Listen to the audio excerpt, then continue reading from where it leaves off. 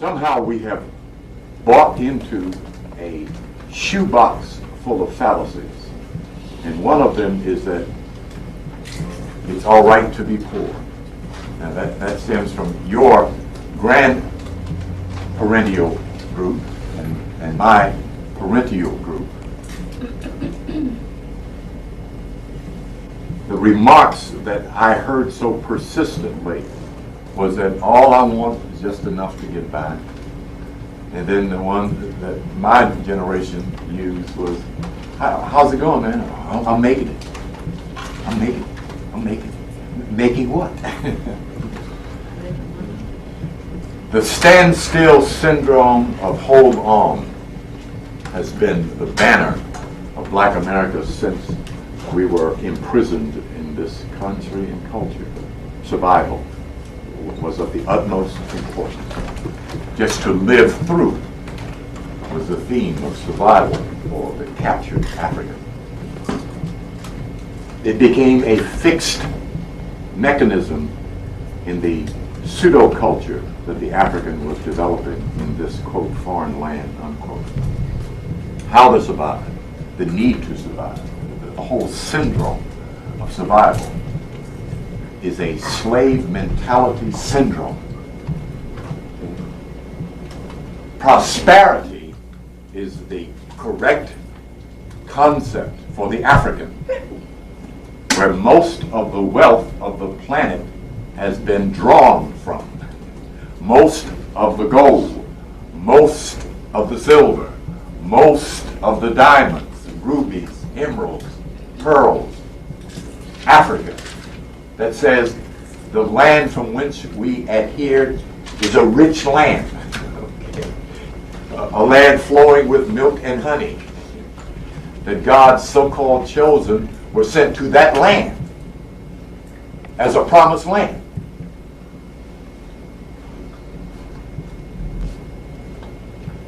In W.E.B. Boble's book, The Golden Trade of the Moors, there's a recording of the tribe called the Mbutu, the lip disc culture in West Africa.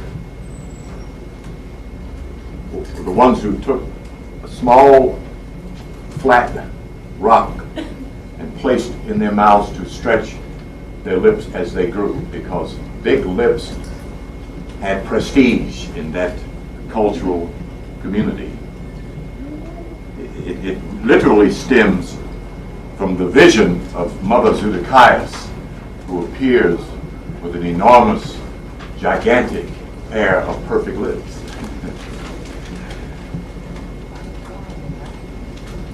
They had so much gold, the legend was, before the European got into that territory that they could scoop it up off the top of the water with leaves. But they had nothing to do with it, except to make things. Then the clever Arab found out a route into the territory where the Mbutu dwelled. And that's who took the European, thereby becoming from clock makers to cartographers, the map makers. The European Jew, that's the European Jews map we're still using, who found a route into that part of West Africa, around the Mediterranean Sea, where the enormous spray of hot springs created a curtain of mist that you could not see through. The European was phobic about this area. They believed that if you went through this curtain, you would fall off the edge of the earth. So they were afraid to go. It was Leo Africanus who acted as the navigator, who understood the implements of ship navigating that took so-called Prince Henry the Navigator and his European donkeys into that territory to trade the Mbutu gold for salt. The rocks cut their lips, and what they discovered is salt quickly healed those inner wounds. So they began trading large baskets and bags of salt for gold. The European would bring these big bags of salt and set them down, then back up, because they would not allow anyone to invade their privacy. They would wait, sometimes hours. They would come out, take the salt back, weigh it, and fill an equal amount of gold for salt.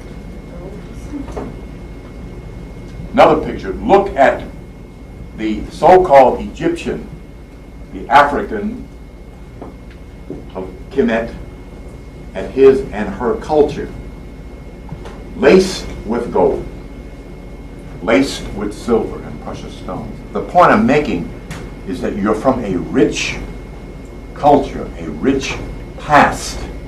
It's back here, the idea to be rich, to be prosperous, to be well-to-do. Okay? The illusion of poverty is just that. It is an illusion. In this cycle we are in of high dispensation, that includes wealth.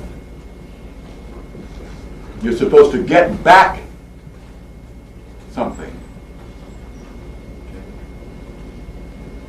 Spiritual prosperity includes material prosperity. It includes mental prosperity. It doesn't exclude anything. The masters who presented themselves to a given people renounced materiality because they were demonstrating spirituality. They didn't need to harness and stack up anything. They could have anything they wanted when they wanted it. Okay. I'll give you a story of one master who so aptly displayed that. I won't give his name because I don't want to deal with who he is right now. Took a group of his devotees down to the ocean and stood by the foot of the ocean and said to the ocean, "Well, here I am. You've called me down here. What do you want?" This was recently, in the last 20 years. And the ocean came up and washed his feet and then went back. And it came back up and washed his feet again. And then at his very big toe was this ancient necklace of large diamonds, worth the exact amount it took to build the Hindu temple that his devotees wanted to build. So he didn't need to carry anything around. He's in charge of everything down here. That's real prosperity consciousness. To have what you need and want when you need it and when you want it. It is not having a large bank account, because the bank owner might go off with your money.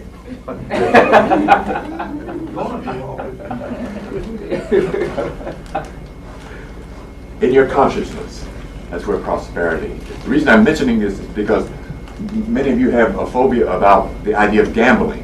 Well, so do I. This is not gambling. This is putting your silver tray out there so the Creator can put something on it. That's all it is. That's what I want you to view this as. Now, don't try to get to be a good gambler. All you want to do is to win. The only concept to keep in mind is to win. Okay.